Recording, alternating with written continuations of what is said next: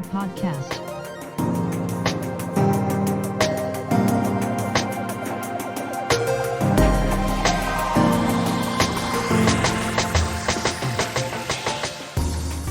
Welcome to Automated. I'm your host, Mark Verbenkov, and in this weekly podcast, we will be exploring the impact of emerging technology on jobs, society, as well as us, with business and technology leaders, researchers, and independent professionals across the world.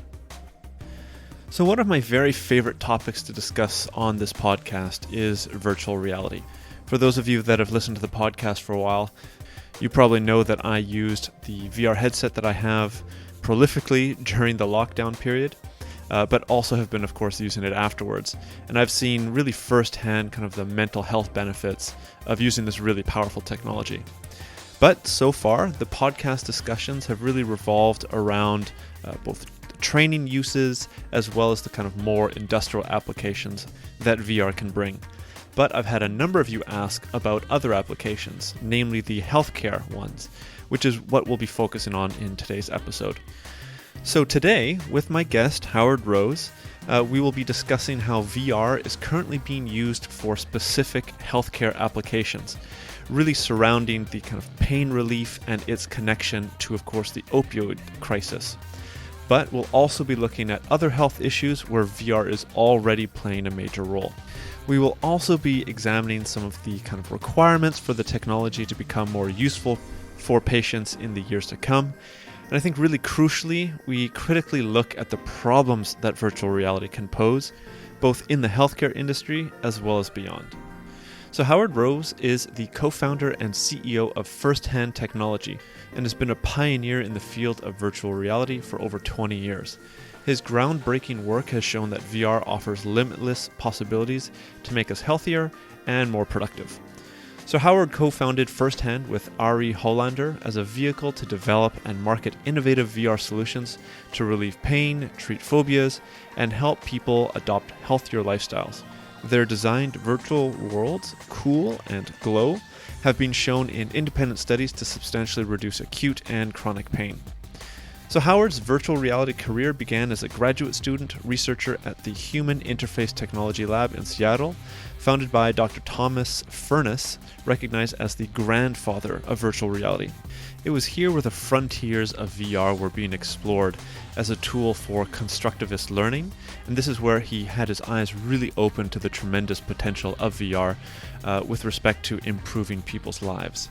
So we will get into some of the VR projects that he has developed in the episode itself, but nevertheless I'd like to name two here, specifically Snow World, which was developed for burn pain relief, as well as Iraq World, which was developed to treat battlefield PTSD.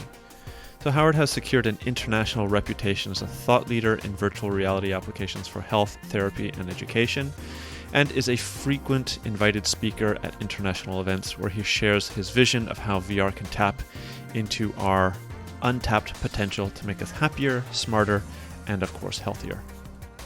Great. Well, thank you, Howard, for coming on to the Automated Podcast. The way that I like to start every episode is to get a little bit of a sense about why you got into the space that you are in. So if you want to touch a little bit as to, what made you initially interested in, of course, virtual reality and healthcare, as that's kind of the intersection of what we'll be talking about today. Yeah, so thank you for having me. This is, it's great to be able to share some of the work that I've done in VR and some thoughts on how this technology can be used better for society and to get outcomes for people. So a little bit about my background. I got into VR in grad school a number of years ago at the University of Washington at a lab called the Human Interface Technology Lab, which is known as the HIT Lab, which was one of the premier sort of early places doing VR. So what was really exciting about that was there weren't any rules, there weren't any expectations, and there wasn't a lot of equipment. So we did a lot of hacking. And coming up with ideas and playing with VR and AR and using it for different kinds of education and training and health and all sorts of things. I started a company after leaving the lab with a few of my partners. It's called Firsthand Technology. And our goal was really to take these ideas of real-time computing and bring them out into the world and to build some new and exciting things to help people, perform better, to learn better, to be healthier. And what's exciting for me, I think, about VR is that it can help everybody, but it really raises kind of the lowest boats the most. So if you are struggling with the conventional form of education, that is books and text-based and things like that, VR offers a really great new way to learn, directly manipulating, concepts and playing with ideas and abstractions and physics and all sorts of exciting things. So we can create virtual environments that embody education, embody knowledge, and you can get to explore that in a more natural way than just learning from text. So what's really cool is that we found at the HIT Lab, we found that VR kind of raises the lowest boats the most, that the people who really need the help the most can get the benefit. If you're an elite athlete, you can use VR and get that much better. Right. And that can be really meaningful for somebody who's working at the top of their capabilities. But for a lot of people who are struggling with health or education, it can really help them a lot. So that's what's exciting to me. And it opens a lot of doors, both for health and education and the kind of things that we'll be doing in the future with digital environments. Yeah, that's really interesting. I mean, we've spoken before we recorded this, and there was definitely some interesting discussions that I mentioned that I had in the past with some other VR experts and CEOs, and they never mentioned that that key point where it raises like the lower boats, or it helps those people that that might need it the most, rather than just kind of touching on this top tier people that would get marginal benefits from it. That's quite interesting. Maybe we can then kind of turn that into or shift this towards healthcare, which I think many of the listeners are quite interested to hear about. One of the things that I came across while doing research for this interview and looking at the website was, I mean, there's this opioid crisis happening right now in the States, and I'm not actually familiar with it so much so in Europe here, but I mean, as kind of the VR work that you guys do touches on kind of the benefits towards dealing with pain, maybe you could kind of set the stage a little bit and discuss for maybe some of the listeners that don't know so much about or aren't so familiar with the opioid crisis, which I think might be a good context for some of the work that you guys do. Certainly. So the background is that in the US, but really globally, there has been an over-reliance on drugs for dealing with pain. And kind of the summary of that story is that there was a lot of, there used to be a very integrated view of pain, that pain is something not just physical, but also mental. And through a number of changes in healthcare and some lawsuits and all sorts of ugly things, it became, we gradually slid down this pathway to, there was a fear of untreated pain. And so gradually doctors, they didn't want to be, accused of or be liable for untreating pain. So they started giving more drugs and more drugs and more drugs. And eventually this integrated idea of body and mind and attitude and psychology fell by the wayside in the United States. And so it ended up that doctors were so all these integrated pain programs vanished. And then doctors were just giving drugs. So the natural outcome is that a lot of people were taking too many drugs. The thing about opioids is that they're generally effective. And if you're taking opioids just for a short amount of time and you can get off of them, you have a tooth extracted, or you have some sort of procedure and you can get off of them, that's fine. But 10%, about 10% of the population is really susceptible to addiction. And also, when procedures don't really work, when someone has an accident or someone has a condition that doesn't really go well, particularly, they can end up with a cycle of overuse. So for a number of reasons, either genetic predisposition or kind of the condition that they're in, a lot of people ended up using way too many drugs, leading to overdoses, leading to addiction, leading to a lot of pharmaceuticals out in society that have been misused for other uses. So that's kind of the backdrop. Enter VR. So I've been involved in VR pain relief for a long time. And it kind of started, the genesis was at the HIT lab at the University of Washington, but the early uses were all studies with pain for changing bandages, wound care for burn patients. Burns are the worst. They're the most painful thing I think you can have. We're talking about people who have really extensive burns, 60, 70% of their body burned, returning from the battlefield and things like that. What you find is that VR really helps people through these procedures. They can get a lot of benefit. The nurses can move faster.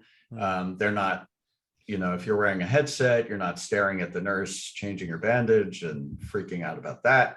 So it reduces anxiety. It speeds the procedures, lots of benefits. And also we found that they need less drugs when they're going through these procedures. So for acute care, where you're just trying to help somebody through a procedure, it can be really beneficial.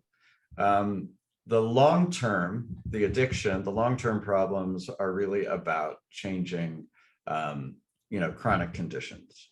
And so we've also been working on chronic pain with biosensors and using different kinds of approaches and physical therapy and things like that. So using VR as a way to help people overcome long-term chronic conditions. And then doctors are finding that it actually can help people get off of opioids and change that addictive cycle.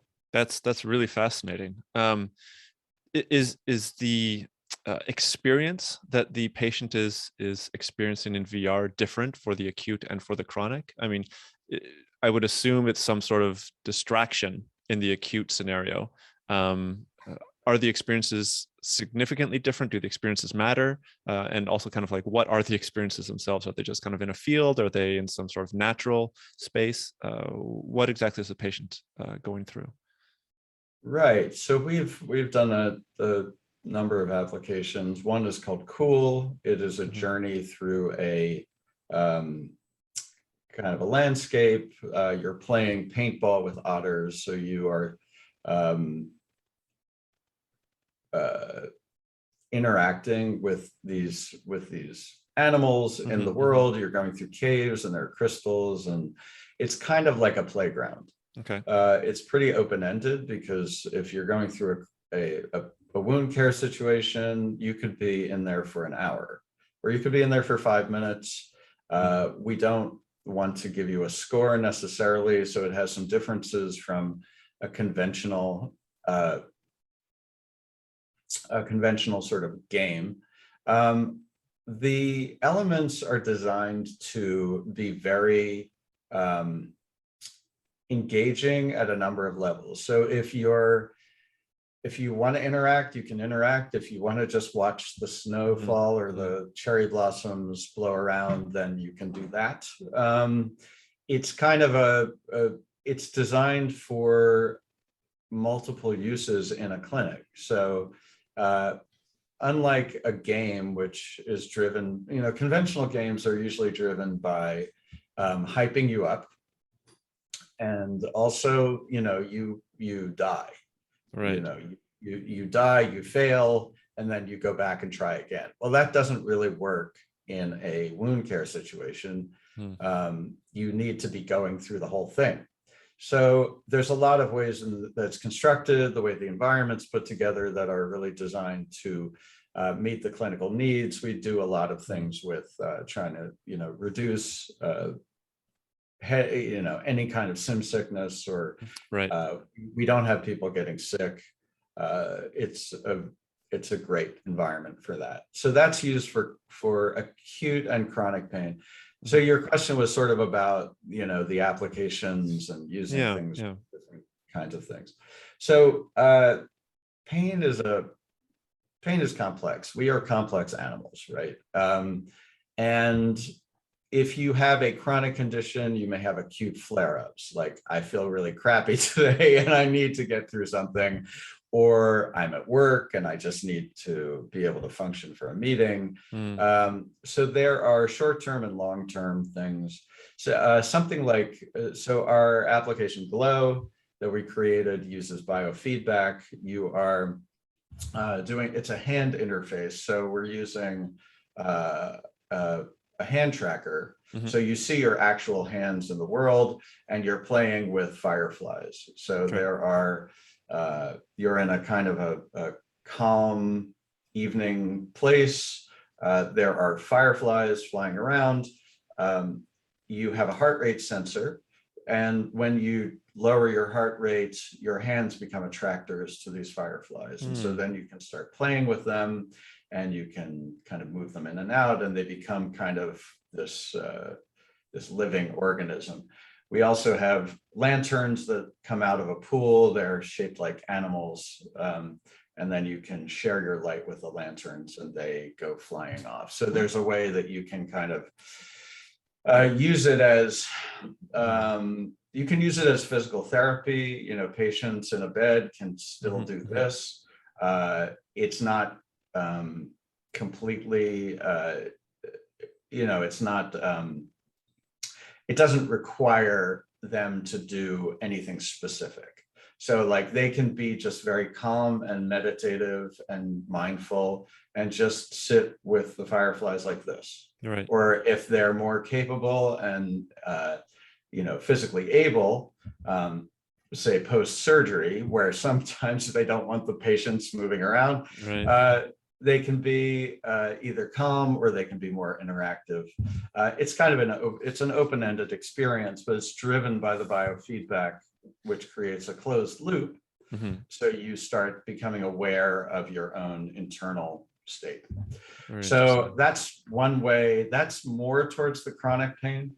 The cool application I described is more towards the acute kind of situation, but they can be applicable in lots of different environments. So that's sort of the way it breaks down. Okay, interesting. And so what would be kind of like the reduction amount that, I mean, it might be a bit difficult to put it into percentages, or maybe like a point system would be better. Is there like a substantial? We've done tons of studies. There's lots of, if you look at firsthand.com, we have a lot of clinical studies that are published. So yes, it's been very much quantified.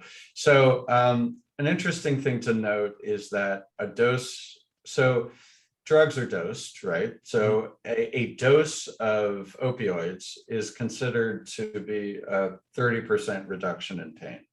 So that's one dose.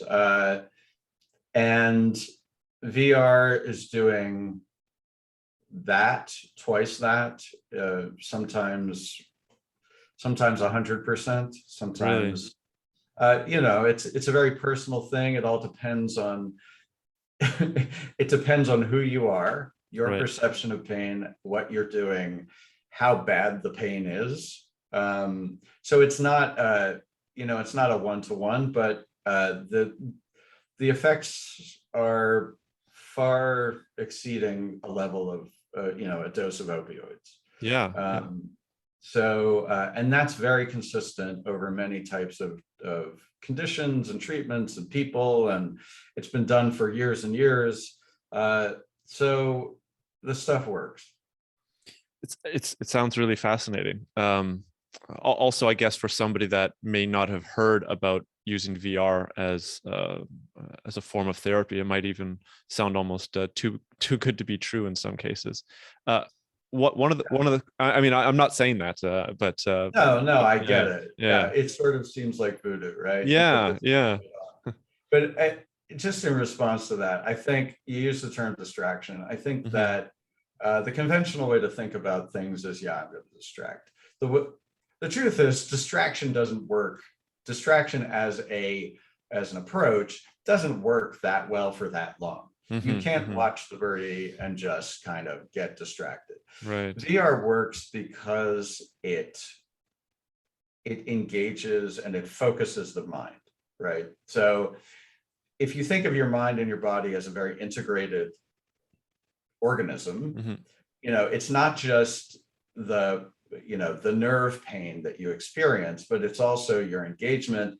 And humans have this amazing innate ability to control our physiology. Like we can, like right now, Mm-hmm. if you just take a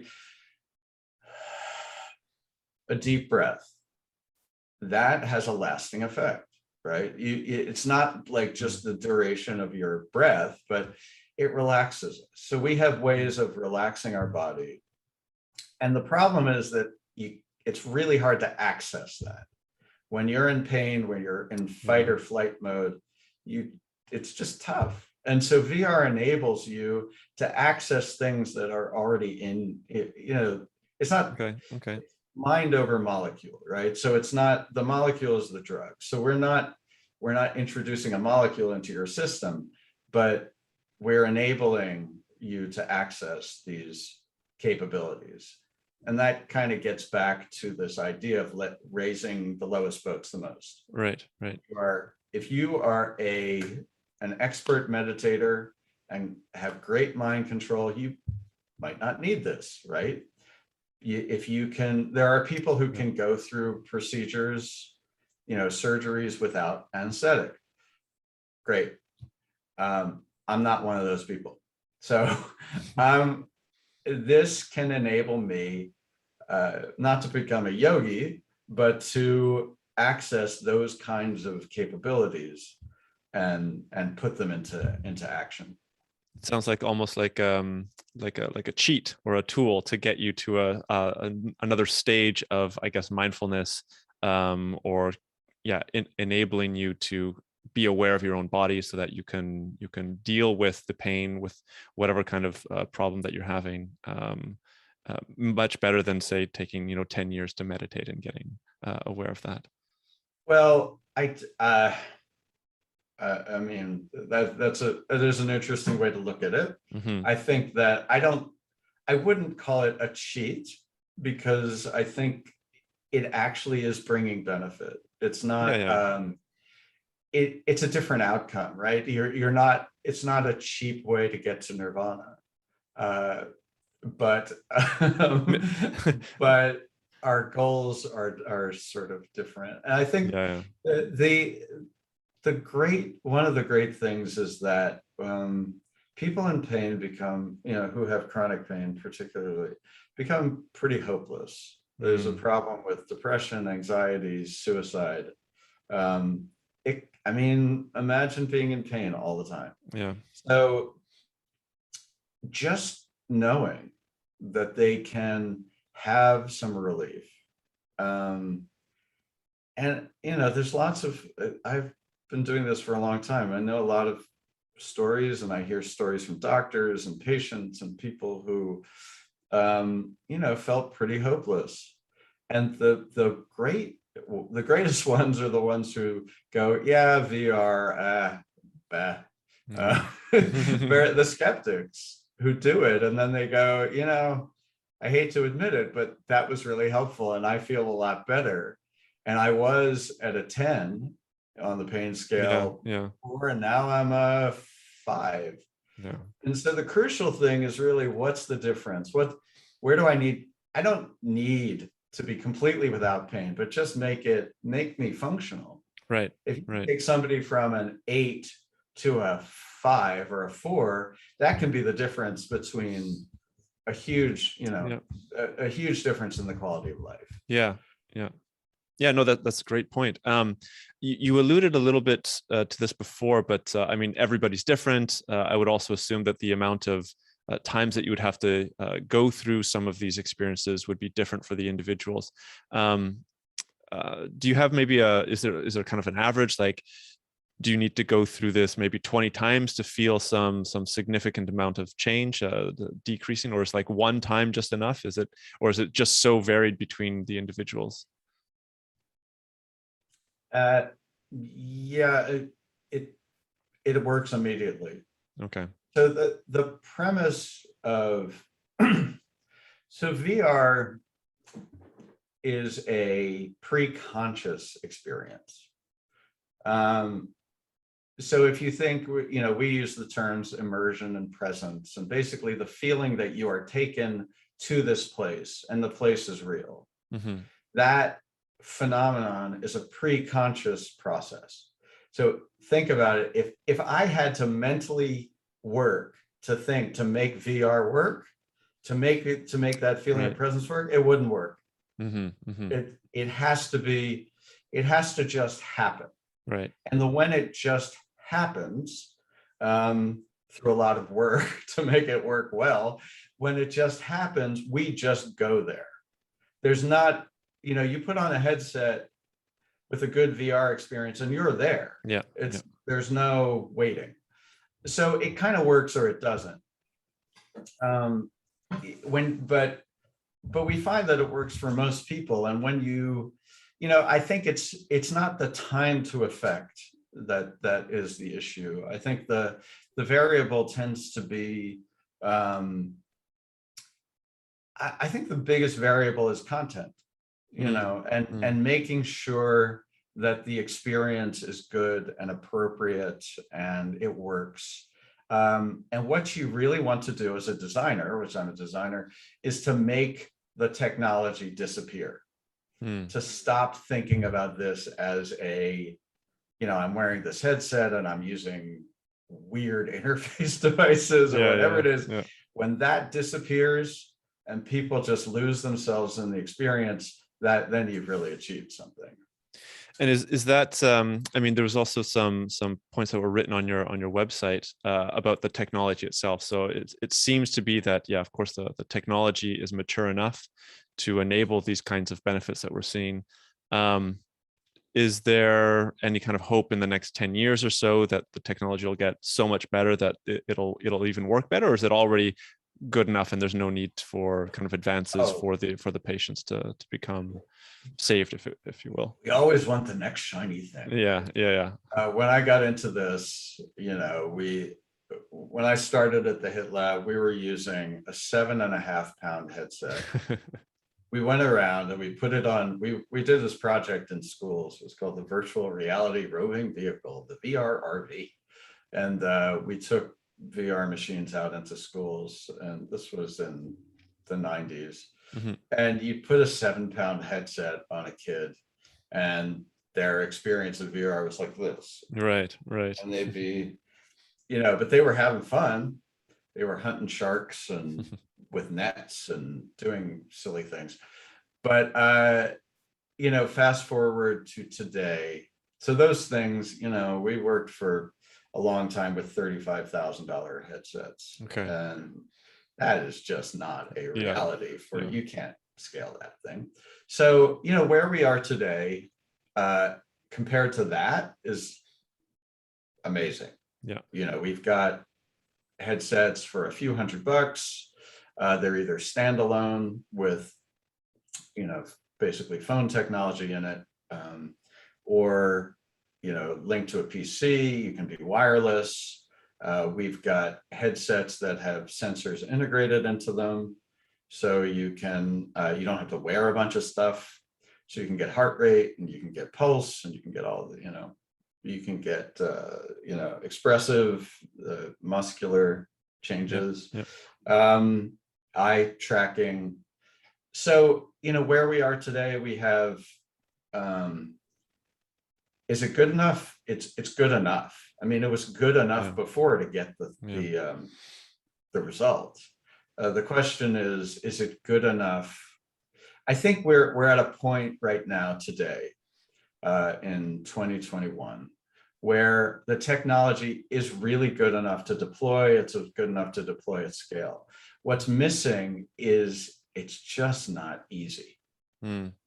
It's just not easy enough. It's just not, even though the costs are what they are, it's not as accessible as it really needs to be. There's a lot of stupid little things, which I won't go into, about setting up a system, about plugging it in, about getting everything provisioned. It's too complicated. My elderly mother could not do it. Right.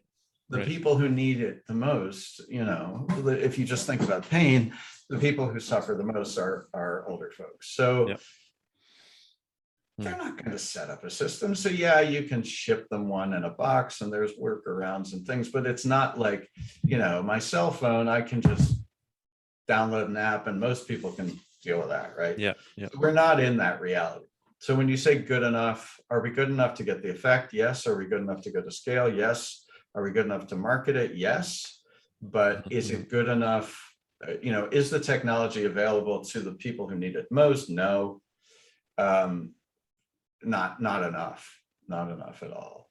And so where we're going, just to respond to that, where we're going is smaller, better, lighter, faster, cheaper. And there are some amazing things coming down the pike, basically, lightweight glasses kinds of things, new headsets. It'll take a while. In 5 years, it'll be much better. Will we be at ubiquity with, high resolution and everything and cheap and I don't know. I wouldn't expect, we're not going to achieve, the pinnacle in that amount of time, but we'll be certainly a lot better. And technology is always, the costs are driving down. So we'll see where the pandemic goes and the chip shortage. And so Okay. Well, that's good to know. I mean, if the technology is already there, it's just more the ease of use for the patient, for the user. If that's where the kind of changes need to be made, where the upgrades need to be made, I think that's clear, and I think very useful for the listeners. I do want to maybe switch a little bit here. Of course, the main theme of the podcast is how these new technologies are impacting jobs. So in the work that you've been doing, I would assume that doctors and nurses are the ones that are going to have their jobs changed the most. Have you experienced, or what kind of experiences have you seen for some of these professionals in healthcare, specifically when dealing with patients that are dealing with pain and when they use VR? Well, I think the immediate change for, say, nurses. So you look at nurses do the bulk of care. Doctors come in, they see you in the hospital, they walk out, and the nurses do most of the stuff. So if burn nurses are amazing people. You have to be a special kind of human to be a burn nurse to begin with, because it's so intense and people get belligerent and angry. And I mean, it's terrible. So number one, if you can reduce the stress, and you can speed the process and reduce the need for opioids, all of these things point in a great direction for reducing the anxiety and the stress for the workforce. For doctors really are looking for new tools in their toolbox. They know that opioids are not a great solution. They see that on a daily basis. but in a way they're stuck. So it gives them a new thing that they can offer um, to replace the drugs. So a different level of change for the workforce, it pertains, I think, to doctors and healthcare and teachers and other things. I think when therapy, mental health Yeah. therapy. Yeah. I think that we all want to be independent. We all, I want to be an independent learner. I want to be independently healthy. And I want to rely on the healthcare system as little as possible. So using digital approaches like VR can enable me to be my own learner, my own, I won't say my own doctor, but it can give me, it can empower me to do a lot more on my own. Right. So what does that mean for the health system or the education system? What that means is that in some cases, we'll be able to embody different kinds of therapy and send them home with the patient. And or different kinds of education, and that can happen in lots of different contexts and not just in a school. So it can happen at home, it can happen in the workplace. Workplace training is already changing as a result of these kinds of technologies. So and then you can use things like heads-up displays and headsets, give people just-in-time information. So the kind of information that they're going to need, the kind of skills that they're going to have, is going to gradually shift from that sort of facts and sort of knowledge to higher meta approaches, like understanding how to solve problems and do things like that. So that's kind of a big soup of things, but to sort of break that down and make it clearer, number one, we're going to have people more functional on their own as functional learners or functional, I don't want to call them patients, but, in the health realm. So VR is going to make that change. And when you make that change, I don't think it replaces a teacher. I don't think it replaces a doctor. And it certainly doesn't replace a nurse. We need help. We need, but it makes, teachers spend so much time just doing the rote stuff. And so in graduate school, I created a thing, it's called Zengo Saiyu. It was an environment to teach Japanese. And that was my own personal research. And I created the world's first virtual reality language teaching approach. It's a game and it's kind of thing. Language learning is kind of the epitome of in the beginning, the teacher is mostly a tape recorder, right? They repeat it over and over. If you can take away that drudgery and offload that to a machine, then the teacher can be doing a lot more interesting things. That's just one case, but I think that applies to education in general. Their role changes. It's not that they disappear, but they can do a lot more interesting things. Like, people would rather be working with higher concepts than just teaching the rote facts. If we can learn the rote facts or get a feeling of the concepts through direct manipulation, then the teachers, a professor, a teacher can really engage with the more complex and interesting ideas. Same thing in healthcare, but that's basically where I see the biggest change potential. Perfect. No, that's great. That's also one of the main trends that I see in many of the podcast discussions that I've had in numerous other industries, right? It's not always that the job will be automated or destroyed or canceled. Is that the role of the employee will change, no matter what employee that we're talking about, with these new kind of technologies coming in, and enables more kind of human-to-human interaction that's, as you said, maybe more at a higher cognitive level, but also just more enjoyable for either the student and the teacher, or the nurse and the patient, or whoever we're talking about in these roles. I do want to maybe move forward a little bit here. So, I mean, we've been talking about pain specifically. I did read up that there was already other VR use cases, right? So like anxiety, depression. I think you even had one example of PTSD, where VR is able to kind of deal with that. Is this a trend that will be seen? Will VR be able to maybe not solve, but certainly significantly impact many of these different kinds of problems that will be seen over the course of the next, say, 10 years or so? Yeah, I think that I think the well is bottomless. In terms of, so just the PTSD, we worked with the Department of Defense in the United States to help build simulations that help battlefield veterans overcome PTSD. We've worked with other patients as well, but so the issue there is that people, the therapy is based on what's called exposure therapy. It helps the soldier kind of gradually revisit the traumatic experience.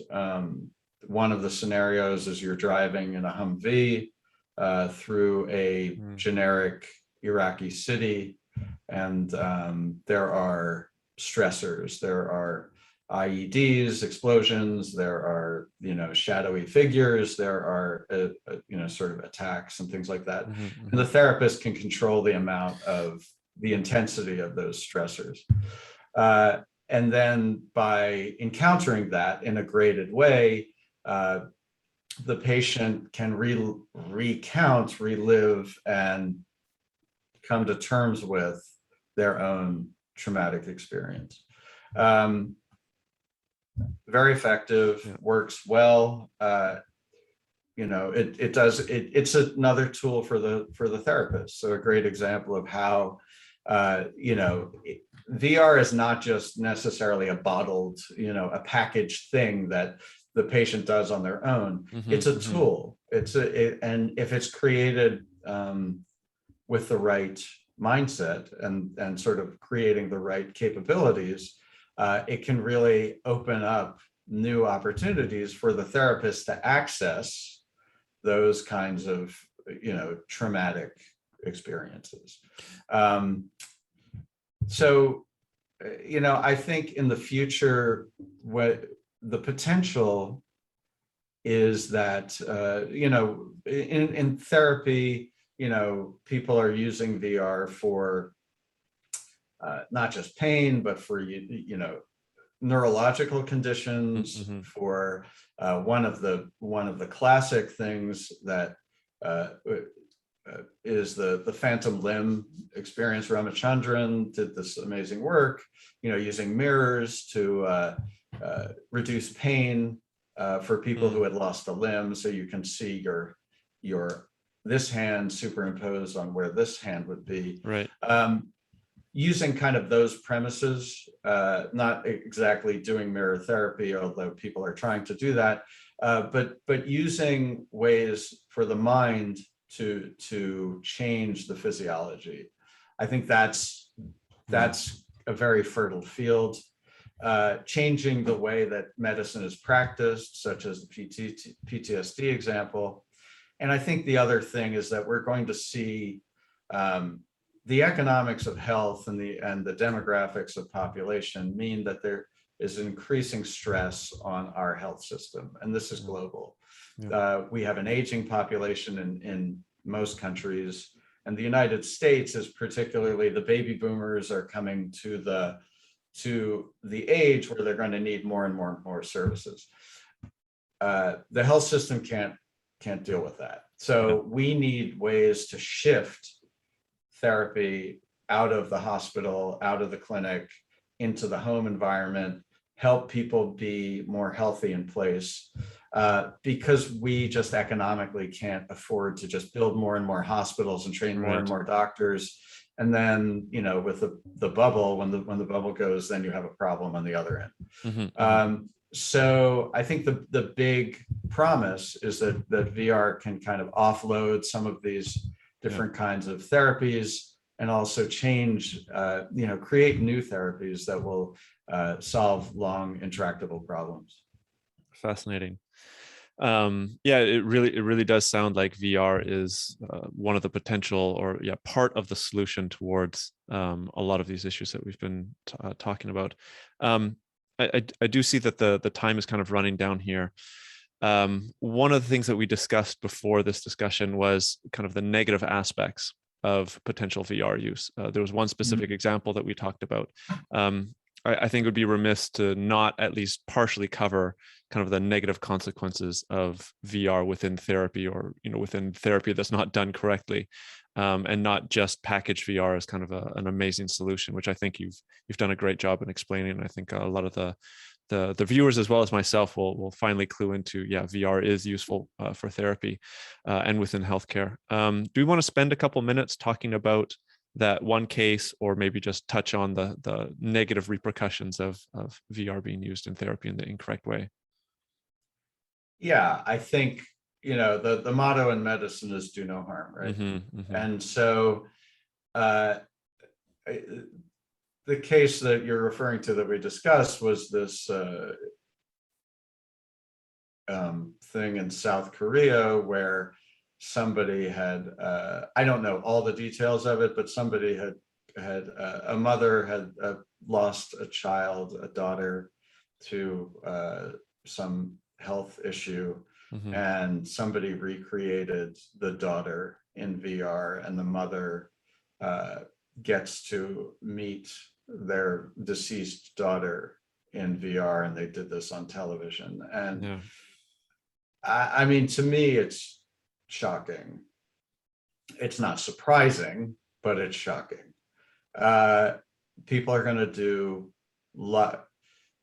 people are going to do a whole bunch of crazy things with this stuff. This is, it's a brave new world. So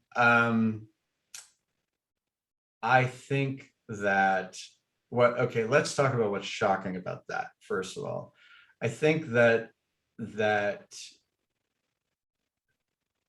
VR is an experience. It's real.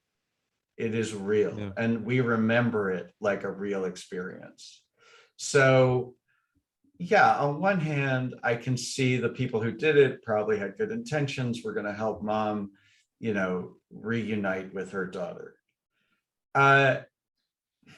Is that the best thing for this woman to be getting over the trauma of losing a child? Will she get stuck there? It's become spectacle. I mean, it's almost like, let's do PTSD on TV so that we can marvel and enjoy the pain that somebody is going through in encountering their worst fear or their worst trauma. So there's this voyeurism aspect to it. There's so many ethical issues wrapped up in this. My call to action, the bottom line is, VR is, there's lots of people creating virtual reality experiences. Some are good, some are bad. A lot of people are, I would say, unfortunately, indifferent to the impact that those have on people. Putting somebody in a VR roller coaster may seem like a really cool idea. It can make them very sick. And once you get sick, you can't unsick, right? It's gonna take time. You're gonna have to take the headset off and go, ugh. Now, there's a lot of people who don't like real roller coasters, so let's put that aside. What my point is that when you go into a virtual world, this is a place you will remember. This is a place that, if you wouldn't go there in real life, think twice if you would go in VR, because it's going to have a similar impact. The reason VR, arachnophobia works is because it evokes the same Mhm. fight or flight physiological response as seeing a real spider. That's why it works. Think about that. So before you go and encounter your deceased daughter, I mean, imagine the trauma Yeah. of that daughter coming back as a ghost, as a real, that daughter coming back for 5 minutes and then leaving. Imagine that real trauma. So that's what you're doing. And I think if people, there's this blithe way we go, oh, well, VR, I can do things that I can do things that I can't do in real life. I can remove the danger. If you're training for a nuclear accident, great. If you're, there's lots of cases where that's wonderful. Mhm. Encountering your deceased child may not be one of them. Yeah. Yeah, it's I think you said it really well where, if you wouldn't do this in real life, it's probably not such a good idea to do it into VR. Um, I think that, yeah, as this is kind of a novel, kind of growing and emerging industry, there's going to be so many people that are going to be interested in doing new and crazy things within it. Which is again fine, but if I can kind of encapsulate what you were saying, like maybe have a little bit more respect with this new technology and the situations that we are going to be putting ourselves in as well as others, especially if we want the kind of benefits that I think you've laid out in the discussion to be used and useful for people going forward, rather than maybe turning people off immediately from the technology. It's funny that you brought up the roller coaster example. That was one of it was either the first or the second experience that I had in VR, right? I was put on this crazy roller coaster, and it was, it was fine at the beginning, and then it was spinning and flipping and going kind of all over the place. And I was with some of my friends, and one of them fell down, right? So they were a little bit turned off of VR. It was fine because nobody was really hurt, but I know now that friend is not very interested in getting involved or trying VR again. So I can only imagine what it would be like in some sort of mock therapy session where the stakes are significantly higher. I do see that the time is kind of up here. I don't know if there's some final thing that you want to say on that. Yeah. Well, yeah, and just to I think the technology is amazing. Yeah. It offers a lot of opportunities. I think that it's really important that the community, the society at large, starts to understand what the technology is and what it isn't. I think a lot of people are afraid for the wrong reasons. Mm-hmm. If they're afraid for the wrong reasons. VR, when I started, Lawnmower Man was a new thing. Lawnmower Man is this movie about the VR takes over the mind, and it's mind control, and he's got this great line about it sort of reverses evolution, or it does something with evolution. I don't know. It's just crazy. VR is not doing that, but it's working at a very subtle level. I mean, a roller coaster, not subtle, really obvious. I'm not getting on a VR roller coaster, wouldn't recommend it to my friends. Yeah. But it works at a very subtle level. So when you think about manipulation, think about something very simple like product placement in a movie. We don't really notice it, but we sort of notice when they open up that computer and it's an XYZ computer. Mm-hmm. Oh, look. Imagine that in VR. So imagine the environment that you're sitting in right now. And if that was, we'll use the term, impregnated with commercial messages. Mm-hmm. Like, for some reason, the smell of warm cookies just keeps coming in, that, that certain automobile just keeps driving by the window. The billboard outside keeps advertising this product.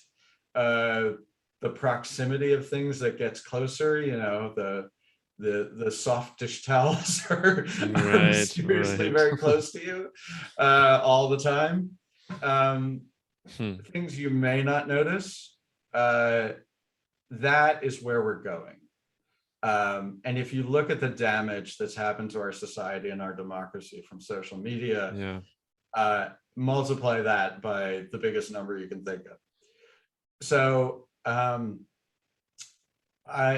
so that's my plea to people, is that we need to really understand this, respect it, understand that it is very complex, that it's not stuff that you're necessarily going to be able to filter out.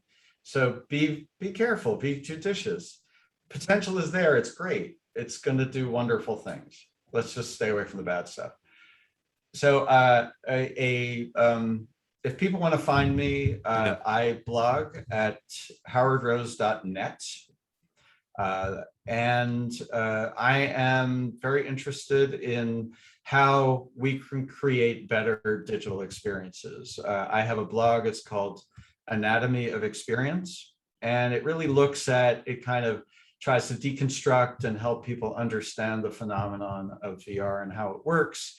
And it's got some fun stuff and some science stuff and a bunch of examples of work that I've done and other people are doing. So people can visit howardrose.net. Firsthand.com is more sort of health oriented. We have a lot of bibliography. We have a bunch of PDFs that if people want to look at the papers behind VR pain relief, for example, you can find it there. And yeah, I would love to get feedback from this podcast. And if there's any other questions, or if you have other ideas, please send them here. Terrific. Well, thanks a lot, Howard. I'll definitely have those links up in the show notes for anybody to check out. Yeah, thanks again. It was really great to hear both the kind of positive, future benefits and interesting aspects of what VR could bring. But I think it's also really good to kind of showcase a little bit of the negative, right? Make people aware of, maybe a dystopian world or a dystopian vision if the technology is not used properly. So thanks again for that. It is up to us. Yeah. I think we can control how much media we consume and how we consume it. So I don't want to be a Luddite.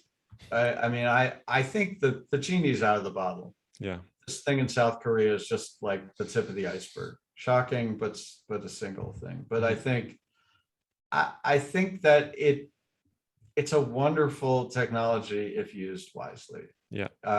Just like most technologies. Let's use it wisely. Yeah. Couldn't agree further. Great. Well, thanks a lot for coming onto the podcast, Howard. It's been great. I'll definitely have those links up, and let's hope that the audience also gets some value from the discussion and understands both the positive and the negative aspects of this really powerful and interesting technology. Thank you very much. It's been a pleasure. Thanks. Well, that's it for this week's episode. Thanks for listening. If you like what you hear and you want to support the podcast and the conversations here, the best way to do this is to go onto Apple Podcasts and leave a review, as it helps the algorithm to reach out to new listeners and brings the show to them.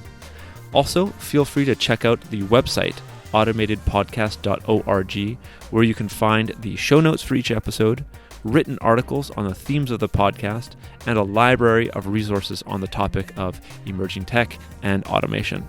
Also, if you want to reach out and leave any feedback, or you have any questions about the podcast or any of the conversations, there are general contact links such as email, LinkedIn, Twitter, etc. for you there on the website.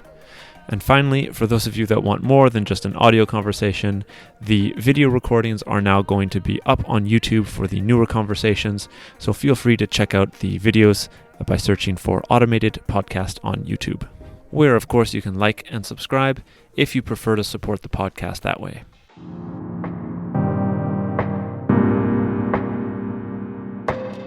The Automated Podcast.